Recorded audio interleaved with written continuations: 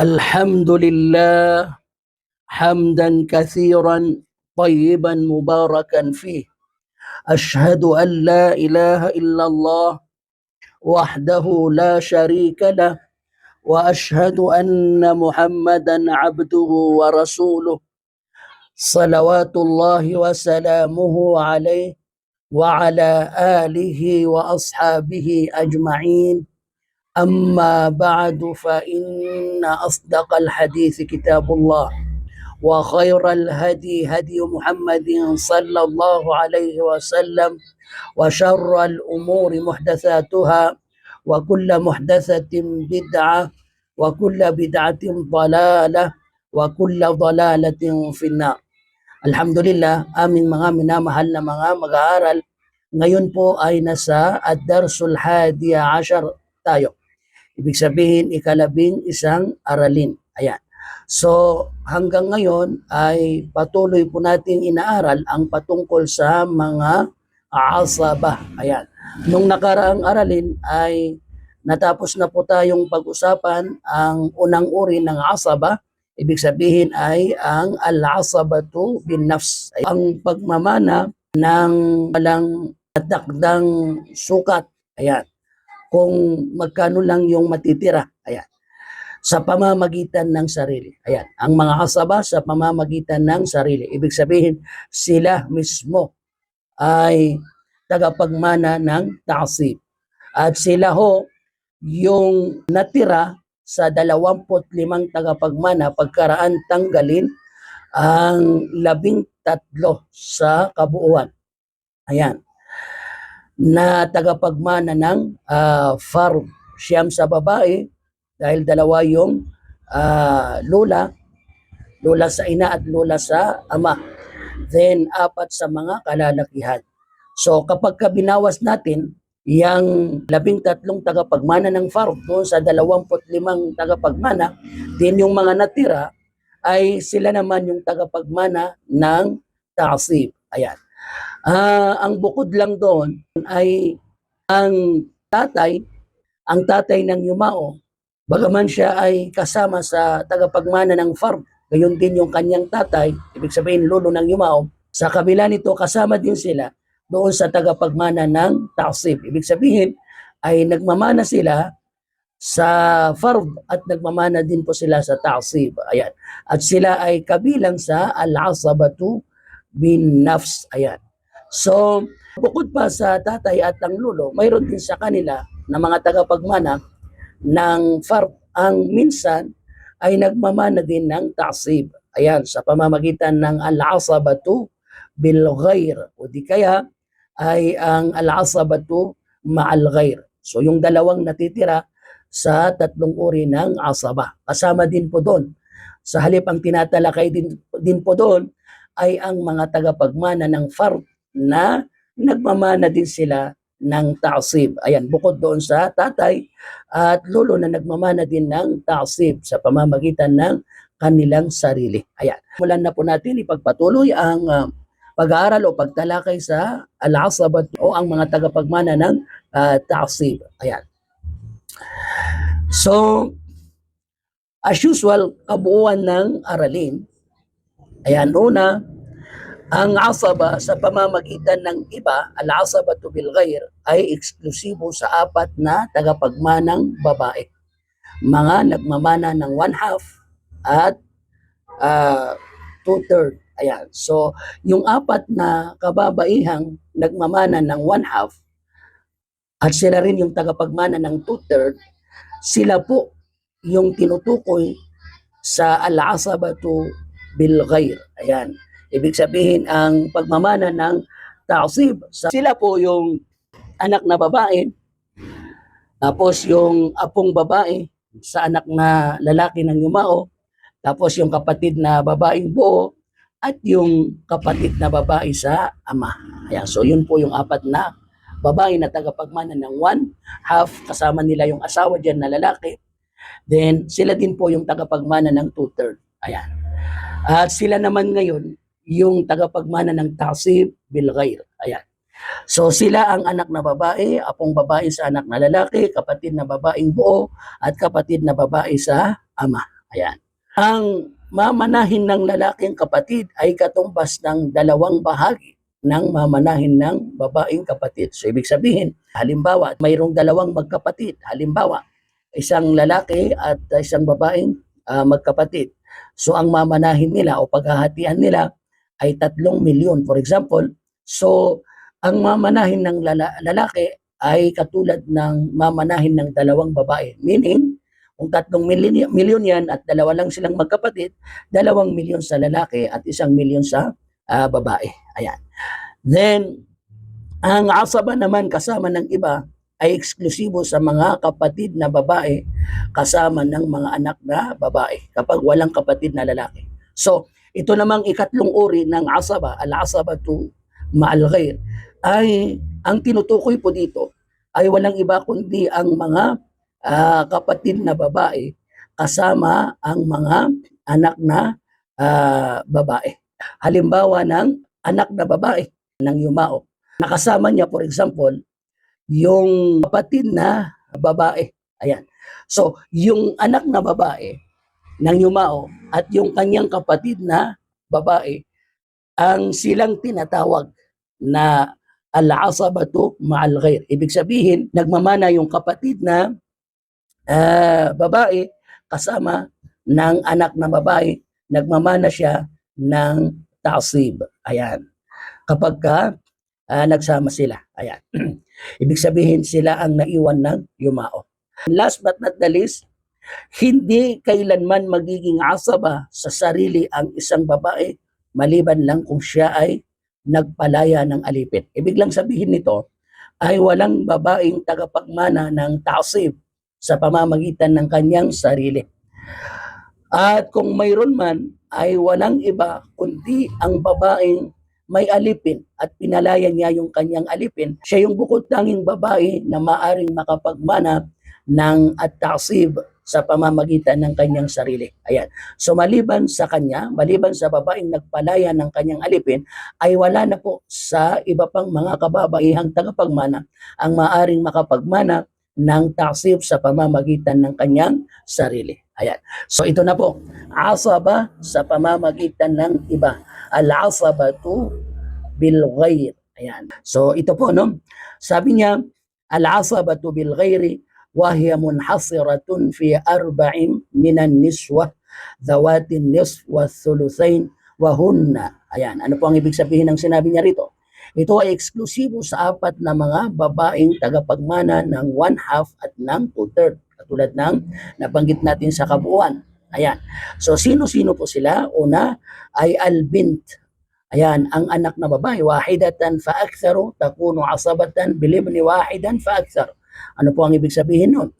Ang anak na babae, isang anak na babae o higit ay magiging asaba sa pamamagitan ng isang anak na lalaki o higit. So ibig sabihin, kapag nagkaroon ang anak na babae o may kasama ang kapatid na lalaki, so ang kapatid na babae na yon ay magmamana ng ta'sib. At ang uri ng ta'sib na mamanahin niya ay ang al-asabatu bil ghair. Ibig sabihin ay sa pamamagitan ng iba. Ang iba na yon ay wala kundi ang kanyang kapatid na lalaki. Ayan.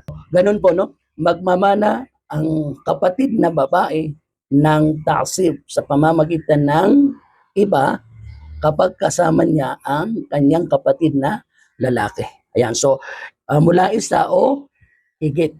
Ayan. Then, sunod, ikalawa ay bintu libn. Wahidatan fa akthar takunu asabatan bibni libn. Ano po ang ibig sabihin nun? Apong babae sa anak na lalaki. Isang apong babae o higit ay magiging asaba sa pamamagitan ng apong lalaki sa anak na lalaki. Ibig sabihin kapatid niya. So ganun din, kanina ay anak na babae, nagkaroon ng kapatid na lalaki. Ngayon naman ay apong babae, nagkaroon din naman siya ng kapatid na lalaki. Ibig sabihin, apong lalaki din sa anak na lalaki. Ayan, nakapatid ng apong babae. Ayan. Then, ikatlo ay al-ukhtu syaqiqa. Wahidatan fa akthar takunu asabatan bil akhi syaqiq wahidan fa akthar. Ayan. So ano po ang ibig sabihin nun? Ang kapatid na babaeng buo o higit ay magiging asaba sa pamamagitan ng isa o higit na kapatid na lalaking buo. Ayan, so ganun po yun. So kanina ay magkapatid na apong babae at lalaki. Ayan, na sumunod sa magkapatid na anak na lalaki at babae. So ngayon naman, ikatlo ay ang kapatid na buo. Ayan, ang kapatid na babaeng buo.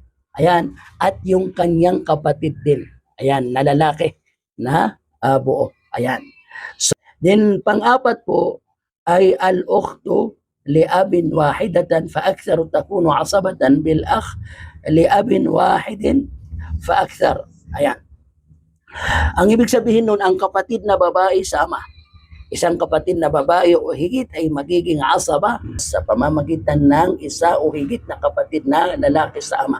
So, yan po yung apat na tagapagmana ng ta'sib sa pamamagitan ng iba.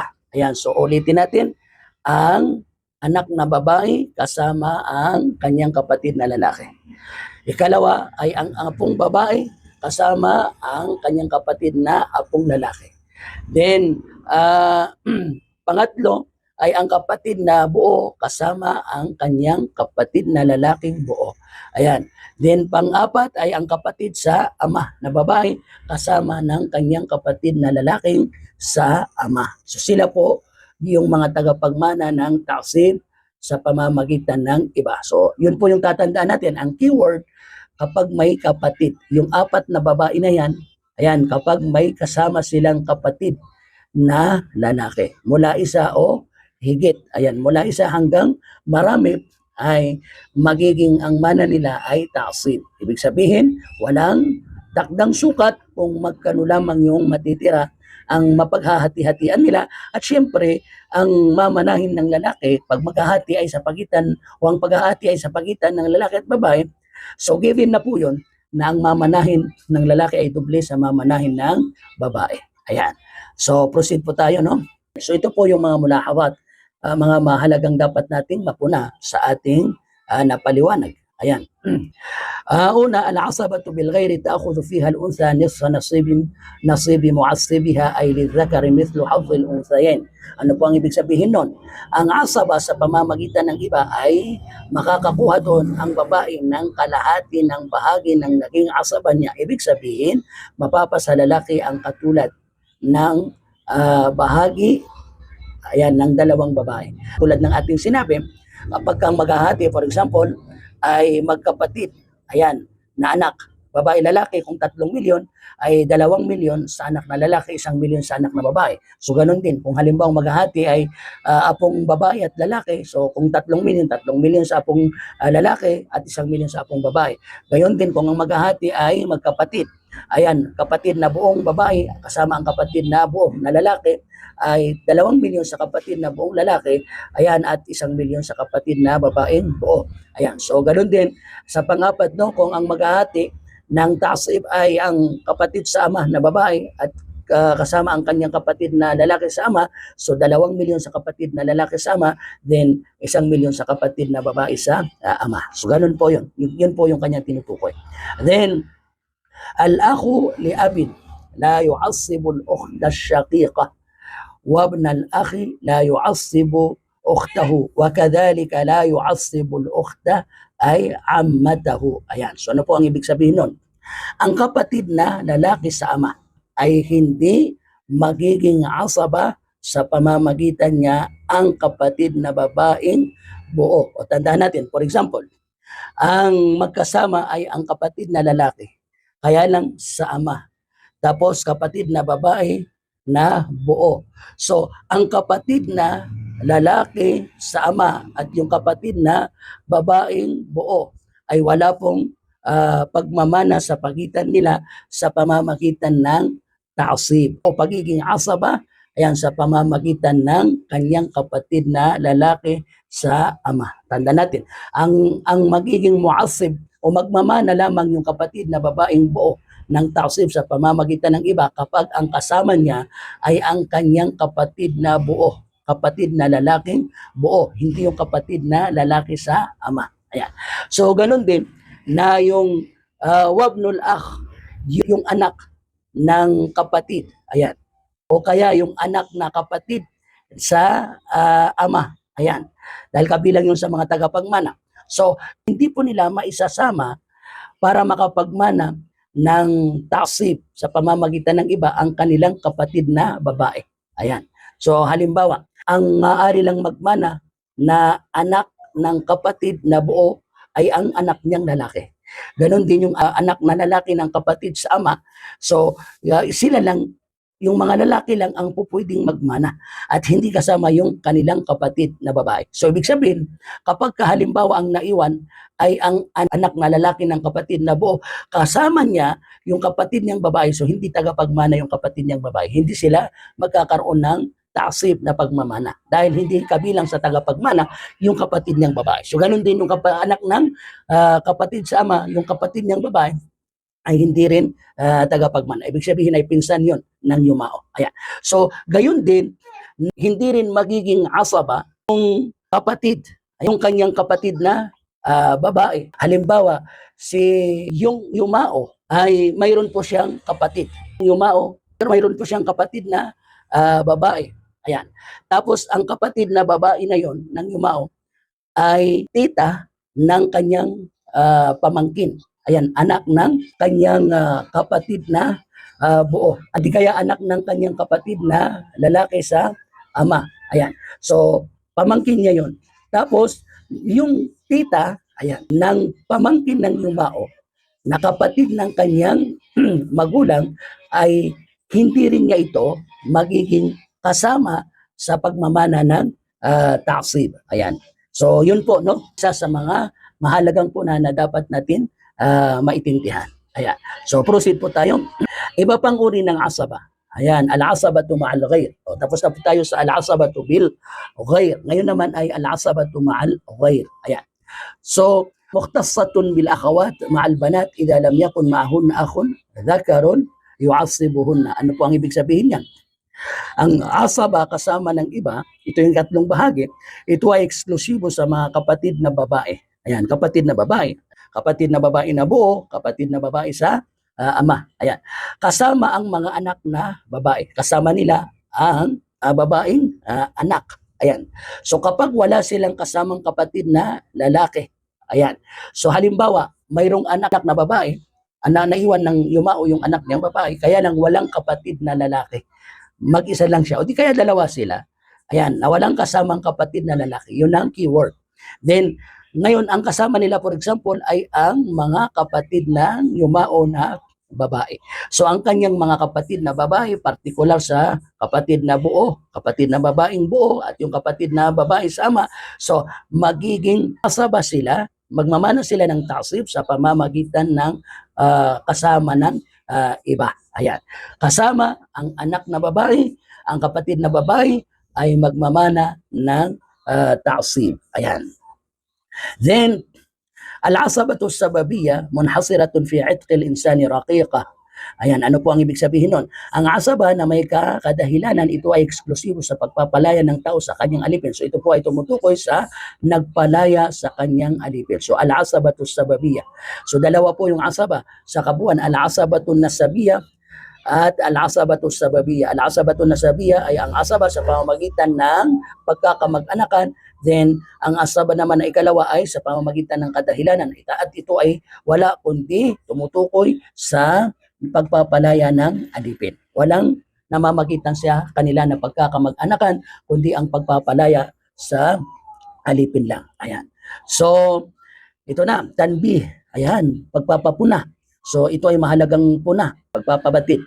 Al-unsa la takunu asabatan bi nafsiha illa al-mu'tiqa. Ang babae ay hindi magiging asaba sa pamamagitan ng sarili maliban ang pagpapalaya ng alipin. So ibig sabihin ay maaari lang magkaroon ng babaeng tagapagmana ng taksib sa pamamagitan ng kanyang sarili. Maaari lang mangyari yon sa babaeng nagkaroon ng alipin at pinalaya niya ito. Ayan. So hindi po ordinary o hindi po normal na tagapagmana. Walang asaba sa pamamagitan ng sarili sa mga regular na tagapagmana sa mga kababaihan. Ayan.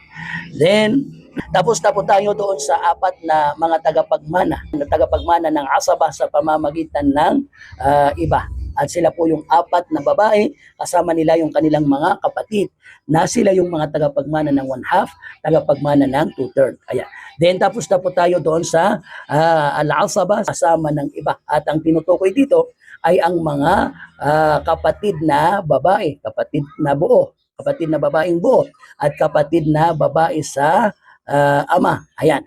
Kasama ng anak na babae. Ayan. So ngayon naman po ay ang pagmamana ng mga kamag-anak. Ito po yung miraso zawil arham. Ito po yung mga kamag-anak na hindi po sila totally lihitimong tagapagmana kasama doon sa 25 lihitimong tagapagmana. Ayan. Halimbawa ng yung apo mo sa anak na babae. Ayan. So hindi po sila kasama sa mga tagapagmana. Ayan. Gayon din halimbawa yung lolo sa ina, hindi kasama sa tagapagmana. Halimbawa, ganon din yung tita sa ina, hindi rin kasama sa tagapagmana. Ayan. Yung kapatid na babae ng anak ng tito sa ama o titong buo at tito sa ama, pinsan, yung kapatid ng pinsan ng yumao, ayan, na babae, hindi kasama sa mga tagapagmana. So, sila po yung mga malalapit na kamag-anak, ayan, pero hindi sila kasama sa mga tagapagmana. Kaya lang, gayon pa man, ay may pagkakataon po silang magmana. At ang tawag doon ay ang pagmamana ng mga kamag-anak. Ayan. So, papaano nga ba yun? So, ito po ay pahapyaw lang. Inshallah, sa mga susunod nating mga pag-aaral ay matatalakay din natin po yan. Pero paunang pagtalakay po ito, no? Sila po yung wahum kullu qaribin laysa da fardin wala ta'sib. Ibig sabihin, ang mga kamag-anak na ito, sila yung bawat kamag-anak na hindi nagmamana ng fard. So hindi sila kasama sa 1/2, 1/3, 2/3, 1/4, ayan, 1/6, ayan, at 1/8. Hindi po sila kasama doon. Sa madaling salita ay hindi rin sila kasama sa mga nagmamana ng asaba. Yung al-asabatu bin nafs, al-asabatu bil ghair, al-asabatu ma'al ghair, hindi sila kasama. O sa kabuuan, hindi kabilang sa 25 na tagapagmana. Ayan. Then, paano nga ba nagmamana ang mga ito? Kabilang natin yung mga nabanggit natin kanina. So, wayushtaratu li erthihim syartan. Dalawa po ang kondisyon para po sila ay makapasok bilang tagapagmana. Unang kondisyon, adamu wujudi al-asabati lil mayyit. Ikalawang kondisyon, adamu wujudi ahadin min ahli rad. Ano po ang ibig sabihin doon? Ang kondisyon ng pagmamana nila ay dalawa. Una, walang asaba ang yumao. Walang tagapagmanang asaba. Ibig sabihin, kapag nagkataon ang yumao ay wala siyang na al-asaba, tatlong uri ng asaba, wala siyang tagapagmana ng al-asabatu bin nafs, al-asabatu bil ghair, al-asabatu ma'al ghair. So wala siyang isa sa tatlong uri ng mga tagapagmana ng asaba. Ayan, so yun ang unang kondisyon. Ayan, kasi itong mga tagapagmana ng asaba, silang magmamana ng natira. Ayan.